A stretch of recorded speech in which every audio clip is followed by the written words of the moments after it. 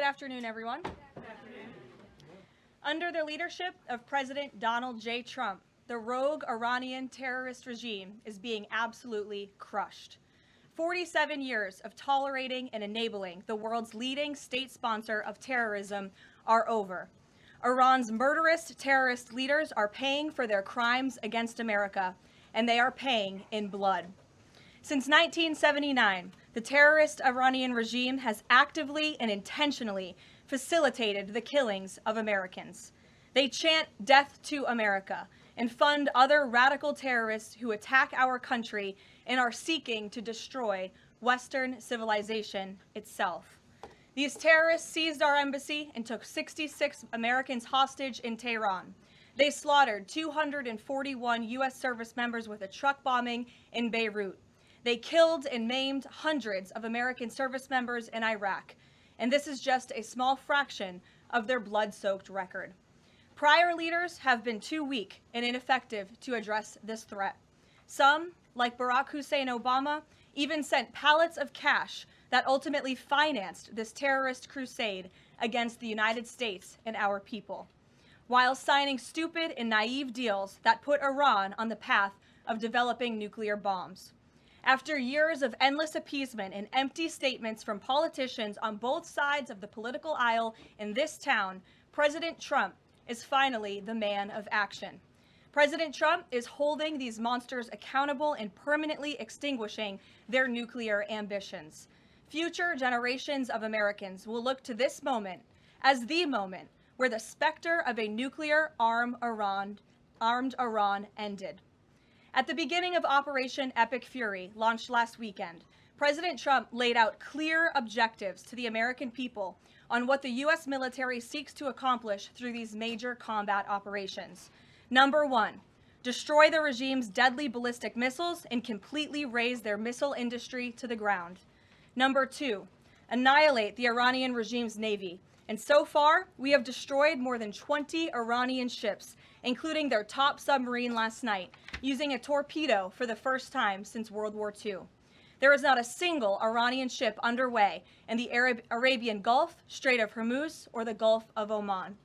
Number three, Operation Epic Fury will ensure the regime's terrorist proxies in the region can no longer destabilize the region or the free world and attack our armed forces. And thus far, Iran's proxies are hardly putting up a fight.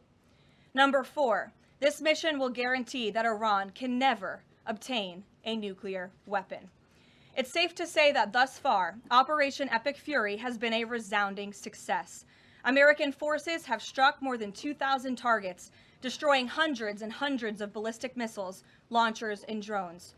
As the Department of War said this morning, we expect to have complete and total dominance over Iranian airspace in the coming hours, clearing the skies for our brave warriors to continue achieving these noble and long sought-after objectives. There's been a lot of misreporting and intellectual dishonesty from the American media on why President Trump decided to launch this operation.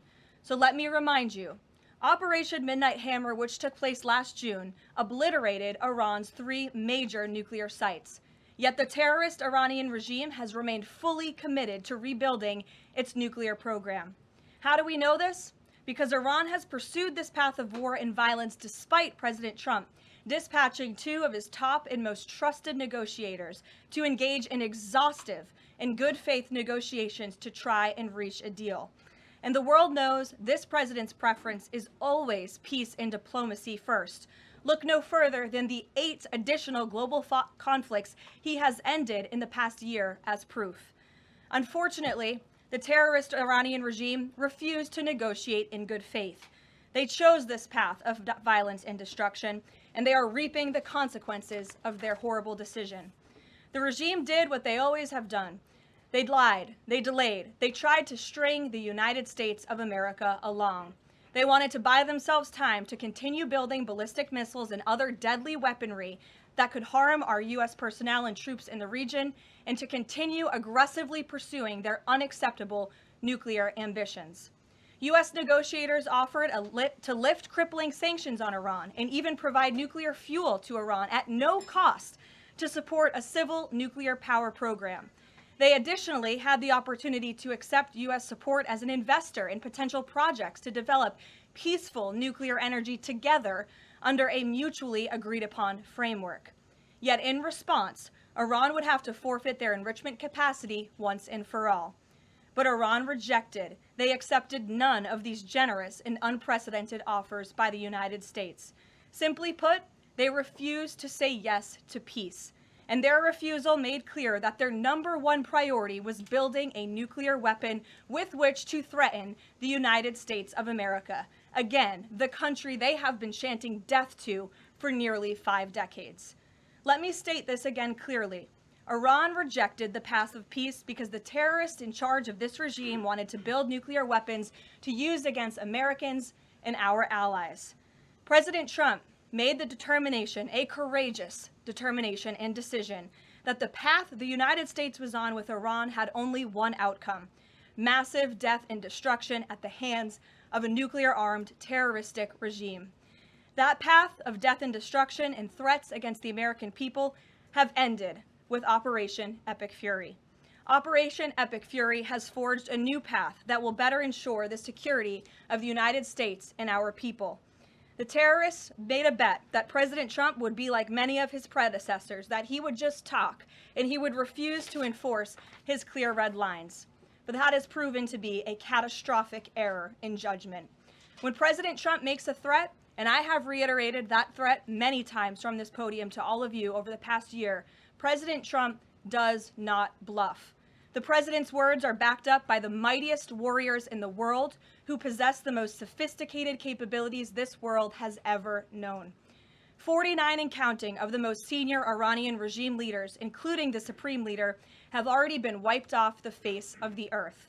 Make no mistake, killing these brutal terrorists is good for America and makes the world a much safer place. I want to also extend our prayers and condolences to the families of the 6 U.S. military service members who have been lost in Operation Epic Fury. These heroes represent the very best among us. They laid down their lives in defense of our country, and we will never forget their legacy or their sacrifice. As the president said, we grieve for these American patriots and their families as we continue the righteous mission for which they gave their lives. President Trump intends to attend the dignified transfer of these American heroes to stand in grief alongside their families. I understand the Department of War is working on scheduling this transfer, and we will provide updates at the appropriate time. Finally, the Trump administration is also doing everything within our power to protect Americans in harm's way.